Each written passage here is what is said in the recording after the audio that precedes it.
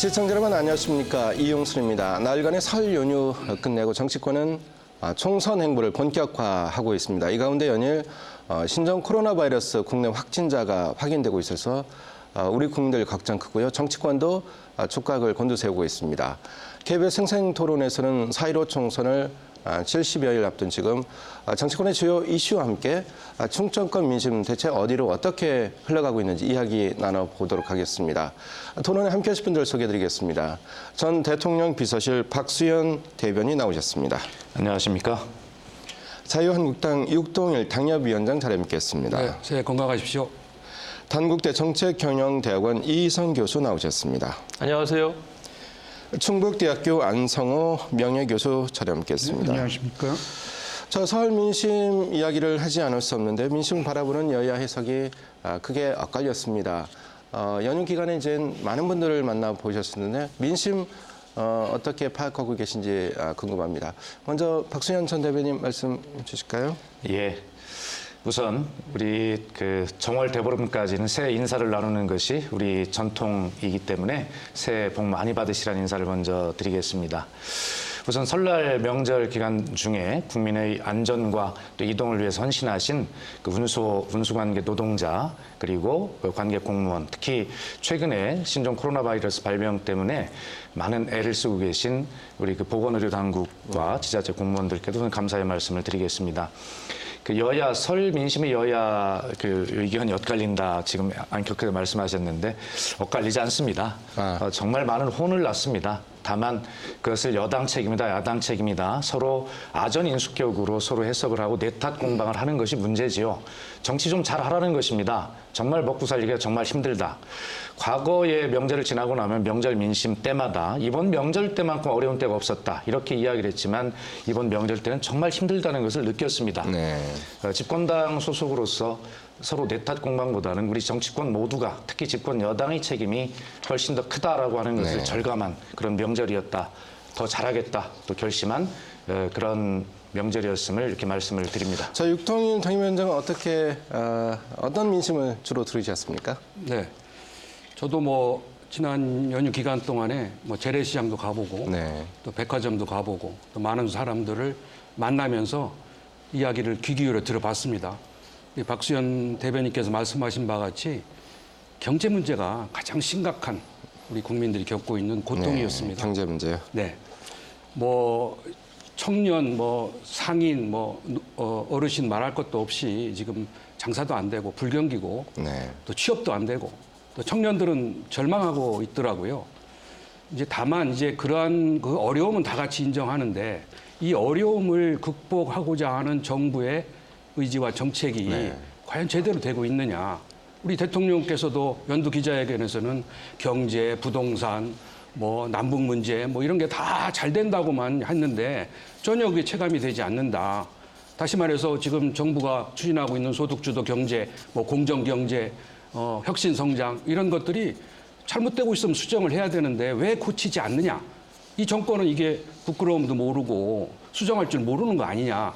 이런 데서 오는 불만이 굉장히 높았다는 것을 아주 뼈저리게 네. 체감할 수 있었습니다. 자, 이희선 교수 어떻습니까? 이제 설 민심 어떤 정치 얘기 나누는 것이 우리의 어떤 전통 아닌 전통이 되어버렸는데요. 이번 설에는 신종 코로나 바이러스에 대한 우려, 걱정 이러한 이야기도 가족분들과 함께 많이 나누는 걸로 알고 있습니다. 정치권에서 민심 제대로 파악하고 있다고 보십니까? 설이 되면은 가족들이 오랜만에 만나가지고 덕담도 나누고 네. 이렇게 해야 되는데 이번 설은 또 그렇지 못한 것들이 현실이고요. 그런 중에 이제 많이 이야기 나왔던 것들이 이제 부동산 이야기도 많이 나왔었고 네. 그리고 신종 코로나라든가 정치 영역에서는 이제 정계 개편 또 지역에는 이제 어떤 인물들이 좀 총선에 나올 건지에 대한 이야기들도 두루두루 나왔던 것 같습니다. 네. 근데 이제 아마 총선을 얼마 남겨두고 있지 않기 때문에 여당이나 야당이나 아무래도 이제 본인들이 유리한 이슈를 좀 띄우기 위해서 네. 여러 가지 그런 이슈 선점을 위한 일들이 있었지 않나 생각되어지고요. 지금 여야가 이제 지지율이 계속 좁혀지고 있는 상황이라는 걸 서로 인식을 하고 있기 때문에 아무래도 이런 민심들을 더 확산시키는 그런 어떤 시기였지 않은가 그런 생각이 듭니다. 네, 이희선 교수 말씀으로는 여야가 이슈에서 유리한 위치를 선점하려는 그런 노력 눈에 보이지 않는 노력 많이 하거든요. 안성 교수님 어떻게 보고 계십니까? 네, 뭐 지금 서울 민심이라는 게 지금 그 한 70여일 남은 총선과 연관되지 않을 수가 없는데요.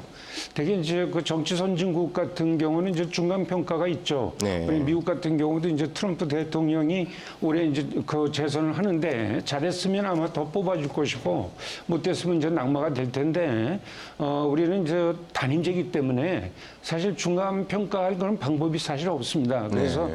아마 이번 4월 15일 총선이 결국은 대통령과 집권당에 대한 심판이 아니겠는가. 그래서 이제 실질적으로 집권당 쪽에서는 뭐 앞으로도 남은 기간을 더 잘해야 되겠다.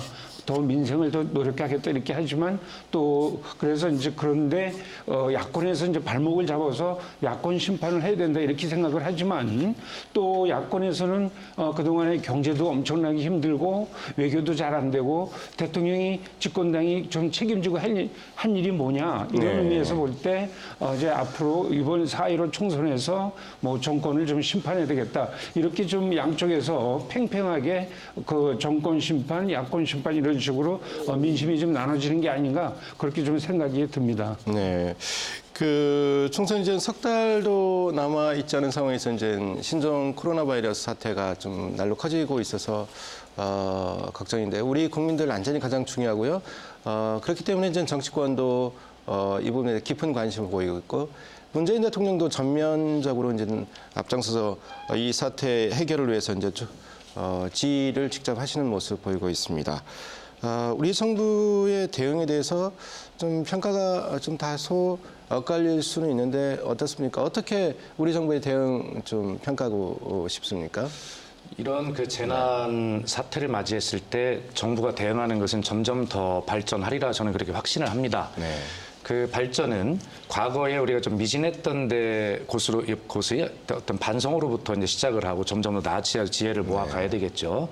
이런 것이 어떤 정치권의 논리로 유입이 돼가지고 그렇게 서로 그 싸우는 이런 것은 바람직하지 않습니다. 지금 예를 들어서 우리가 메르스 사태 때 굉장히 우리 국가 재난 대응 체계가 좀 허술하구나 하는 걸 많이 느꼈어요. 그러면서 거기서 좀 반성으로 출발을 해서 이제는 국가, 특히 청와대가 이런 곳에 컨트롤 타워가 되어서 정말 많은 국가의 그 자원들을 동원하고 효율적으로 대응해야 되겠다는 반성이 생겨났고 그렇게 하고 있지 않습니까? 네. 문재인 대통령도 이번에 중앙의료원을 방문해서 세 가지를 주문을 했습니다. 우선 선제적 조치가 좀 과하다는 평가가 있을 정도로 그렇게 발빠르게 해야 된다라고 하는 것이고요. 특히 무증상으로 입국했던 분들에 대한 전수조사까지도 그렇게 지시를 하고 있단 말입니다. 그리고 이런 조치들을 무엇보다 투명하고 공개적으로 국민께 공개해서 어떤 다른 가짜 뉴스가 나오지 않고 국민들이 안심하고 정부의 조치들에 대해서 믿고 신뢰할 수 있도록 하라. 이런 것인데 결과적으로 다른 분들께서 말씀이 계시겠습니다만은 제가 드리고 싶은 말씀은 이런 어떤 국가의 어떤 컨트롤 타워의 기능이 점점 더 안정적으로 가고 있다라는 것에 대한 국민적 믿음이 있었으면 좋겠다라는 말씀을 먼저 드리고 싶습니다. 발원지 이제 중국에서도 당초 이제 우한시 보건위생국의 어떤 대응을 이제 질타하면서 시진핑 주석이 이제 직접 지휘하는 그런 모습을 보이고 있습니다. 거기에 비해서 이제 우리 정부도 이제 그래서 대통령이 직접 지휘를 하는 모습이 아닌가 이런 생각이 드는데 육동인 당협위원장 어떻게 보고 계십니까? 네. 아무튼 이번에 이 신종 코로나 바이러스는 일종의 뭐 재앙 수준인 것 같습니다. 우리가 일찍이 경험한 2003년의 사스 또 2015년의 메르스 비교를 해보면 그 전파력이나 치사율이 그 두 번의 사건을 뛰어넘는 것 같습니다. 굉장히 중요한 어려운 심각한 문제인데 물론 이제 조치는 두 번의 경험을 통해서 많이 나아졌다고는 하지만 지난 12월 31일 날 우리가 첫 그 환자가 출현한 이후에 그 이후에 설 연휴 기간을 가지면서 우리가 조금 허둥된 측면도 있습니다. 조금 뒷북 행정이지 않느냐 하는 측면이 초반에 이 확진 환자가 4명이나 우리가 왔음에도 불구하고 좀 관리가 소홀해서 일주일 동안 방치를 했다든지 또 이 사람들이 호텔, 슈퍼마켓을 돌아다니게 이제 그 관리가 안 된 측면도 노출이 됐거든요. 그래서 뒤늦게나마 이제 우리가 그 감염병 위기 경보를 주의해서 경계를 올렸다든지 또 과도한 선제 대응을 대통령께서 주문했다든지 이런 거는 대단히 적절한 조치라고 보여집니다만 지금 이게 우한의 1,100만의 인구 중에 500만 명이 600만 명이 지금 뛰쳐나가 있는 상황이고요. 네. 또 게다가 지금 우리가 그곳에 있는 우리 교민들을 우리가 모셔서 관리를 해야 되는데 그 점에 대해서도 정부는 약간 좀 우왕좌왕하는 측면이 있습니다. 그 격리 시설을 놓고 뭐 여러 지역을 지금 검토하면서 주민들의 대단한 반발을 받고 있어서 과연 제대로 관리 준비를 해놓고 점검을 했느냐 하는 측면에서 국민들이 지금 불안하게 생각하거든요. 네. 그런 점을 볼 때 네. 앞으로도 정말 철저한 관리가 필요하다고 보고 있습니다. 네, 이제 우한 교민들은 전세 기편으로 국내로 들어와서요. 정부가 지정하는 그러한 시설에서 임시 생활하게 되는데요. 좀 잘 어떤 그 사태가 잘 진행됐으면 하는 그런 바람. 근데 이성 교수님 어떻습니까? 정부 대응 잘하고 있다고 보십니까? 늦장 대응보다 과잉 대응이 낫다라는 그런 교훈을 지난 메르스 사태에서 얻었다고 보여지고요. 현재까지는 정부에서 저는 잘하고 있다 이렇게 판단을 하고 있습니다. 전세기 운용이라든가 그리고 우한 방문자에 대한 전수조사 이런 것도 좀 발빠르게 하고 있고 네. 다만 이제 우리 육동일 위원장께서 말씀하신 우한 지역 우리 교민들이라든가 그 유학생들 이제 들어오는 부분은 저는 그렇게 봅니다. 이런 거는 이렇게 뭐 어느 지역에 들어온다라는 거를 막고 또 그거에 대해서 집단적으로 좀 행동하고 이런 것들은 좀 자제해야 되지 않을까 싶고요. 왜냐하면은 유학생이나 우리 그 교민들이 내 자식이고 또 내 친가족이라고 생각을 한다면 그럼 그들을 어떻게 할 겁니까? 그리고 이런 어떤 여론들을 그 정략적으로 이용하려는 또 한 축의 그런 모습들도 보입니다. 그래서 이럴 때일수록 우리가 이런 국가적 재난 사태라고 인식을 하는 부분은 좀 더 냉정하게 좀 같이 힘을 합해서 좀 대응해야 된다. 그렇게 생각이 들고요. 그리고 앞으로 정부가 이 부분을 어떻게 대응하냐에 따라서 정치권에서 유불리가 다 있을 겁니다. 근데 그런 유불리를 먼저 따져가지고 이렇게 좀 과잉 행동을 하는 것은 좀 자제해야 된다. 저는 그렇게 생각하고 있습니다. 안성 교수 어떻습니까? 이제 중국에서 춘절을 마치고 다시 국내 대학으로 들어오는 유학생들, 중국인 유학생들도 이제 속속 들어올 텐데요.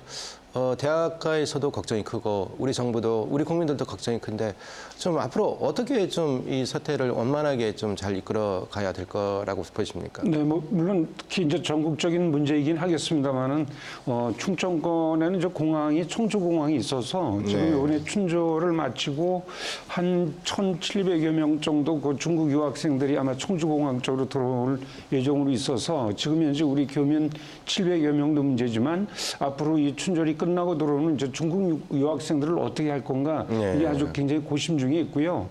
아무래도 이제 우리 과거의 경험에서 이걸 찾아야 되지 않을까. 그래서 2002년 11월부터 2003년 7월까지 있었던 사스 사태 그리고 2015년 5월부터 12월까지 있었던 메르스 사태 이게 대개 9개월, 8개월을 가서 마무리가 됐거든요. 그래서 지금 뭐 일반 뉴스를 들어보면 아마도 이것이 4, 5월에 제일 확산이 되고 7월이나 8월쯤 가서 끝나지 않겠느냐. 그렇기 때문에 적어도 우리가 장기간 동안은 전 국가적으로 일종의 좀 비상사태를 하면 좋겠고요. 그 당시에는 주로 이 병원에서 많이 격리가 돼서 있었기 때문에 이번에도 교민의 경우는 주로 좀 전국에 있는 많은 그 병원에서 임시 천막이라든지 또는 비닐하우스 같은 거를 통해서 병원 쪽에서 좀 머무는 것이 어떤가. 그래야 좀 더 그것이 확산이 됐을 때 방지할 수 있는 그런 여지도 있고 그래서 정부가 조금은 좀 가감하게 지금 보면은 컨트롤 타워도 청와대냐 또는 보건복지부냐 질병관리본부냐 이거에 따라서 좀 달라지겠는데요. 아무래도 이거는 좀 전문적인 분야에서 컨트롤 타워를 하면서 행정력으로 서포트 해주는 그런 방식으로 가면 어떻겠는가 그런 생각을 해봅니다. 네. 이 신종 코로나 바이러스 사태가 상당 기간 좀 길어질 거라는 전문가 의견 대다수인데요. 어떻습니까? 이제 정치권의 모임 행사가 크게 줄어들 거라는 거 누구나 다 알 수 있고요. 문화 공연 이런 행사도 축소된다고 합니다. 4월 총선에 좀 일정 부분 영향이 불가피할 것으로 보이는데요. 자, 총선에 미치는 영향 어떻게 보고 계십니까? 총선에 뭐 직접적인 영향보다는 간접적인 어떤 경제 파급 효과를 통해서 네. 총선에 아무래도 민심에 영향을 미치지 않을까 이런 생각이 들거든요. 우리가 그 사드 문제로 아주 얼어붙었던 중국과의 관계가 이제 조금 더 풀려볼까라고 하는 그런 희망을 갖는 시기에 다시 이런 문제가 생겨서 뭐 중국 단체 관광객의 어떤 뭐 제한이라든가 이런 불보도 뻔하지 않겠습니까? 뭐 시키지 않아도 그렇게 자연적으로 갈 텐데요.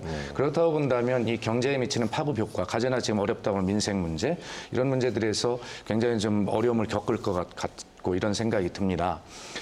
어쨌든 이런 문제들이 있기 때문에 이것은 여야의 문제가 아니라 또 총선에 어떤 유불리를 따져서 아전인수격으로 해석할 이런 문제가 아니라 힘을 합쳐서 정치권이 총력 대응해야 될 국가 재난이다라고 이렇게 생각을 해야 되고요.